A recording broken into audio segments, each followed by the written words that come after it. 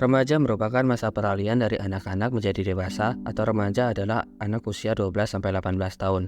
Masa remaja merupakan periode perkembangan fisik, psikologis maupun intelektual, sehingga pada masa ini remaja memiliki rasa keingintahuan yang sangat tinggi.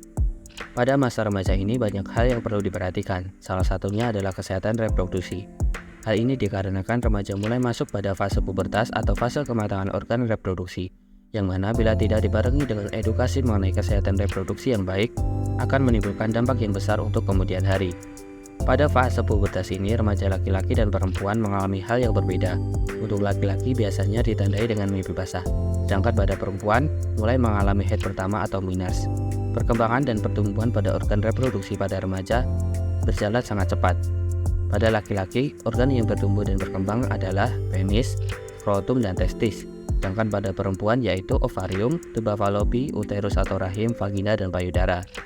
Ciri-ciri yang terjadi pada remaja laki-laki yang sudah masuk fase pubertas adalah mimpi basah, pertambahan tinggi dan berat badan secara cepat, mulai tumbuh jakun, suara menjadi lebih berat dan besar, tumbuh kumis, otot-otot membesar, bahu melebar, kulit lebih kasar dan pori-pori membesar, dan terkadang timbul jerawat di daerah muka. Ciri-ciri yang dialami oleh perempuan yaitu haid pertama atau menarche, pertambahan tinggi dan berat badan yang cepat, payudara mulai membesar dan timbul puting susu, pinggul melebar, tumbuh rambut pada ketiak dan di sekitar organ kelamin, suara menjadi lebih nyaring dan terkadang timbul jerawat di daerah muka. Kesehatan reproduksi remaja adalah suatu kondisi sehat yang menyangkut sistem, fungsi, dan proses reproduksi yang dimiliki oleh remaja. Pengertian sehat tidak semata-mata bebas dari penyakit dan kecacatan, namun juga sehat secara fisik, mental, dan sosial kultur. Tentunya banyak faktor yang mempengaruhi kesehatan reproduksi, khususnya pada remaja. Faktor inilah yang harusnya diketahui oleh remaja sehingga mampu menjaga kesehatan reproduksinya.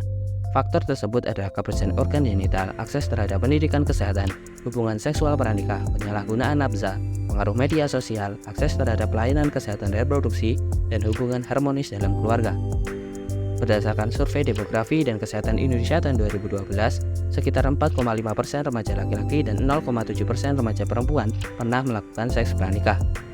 Menurut United Nations Development Economic and Social Affairs tahun 2010, Indonesia merupakan negara dengan persentase yang tinggi pada pernikahan usia muda tertinggi kedua di ASEAN setelah Kamboja. Masalah kesehatan remaja yang umum terjadi dan beresiko dialami di Indonesia adalah penyakit menular seksual yaitu gonore, sifilis atau raja singa, herpes genitalis, kankroid, chlamydia, HPV, dan HIV/AIDS. Berikut ini tips dan cara menjaga kesehatan reproduksi.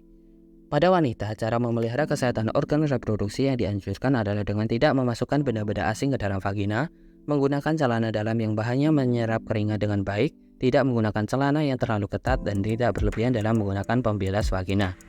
Dan saat haid, untuk menghindari masalah pada organ reproduksi dan sistem perkemihan seperti infeksi saluran kemih, perlu perhatian khusus untuk melakukan personal hygiene yang baik pada remaja putri saat haid, yaitu mengganti pembalut selama menstruasi sebaiknya secara teratur 1-5 jam sekali atau setiap setelah mandi dan buang air kecil, menggunakan celana dalam yang dapat menyerap keringat dan kering, misalnya pakaian dalam yang berbahan katun, mandi sebaiknya 2 kali sehari, menggunakan sabun, membersihkan daerah kewanitaan menggunakan air bersih terutama setelah buang air kecil, dan buang air besar dari arah depan ke arah belakang atau anus.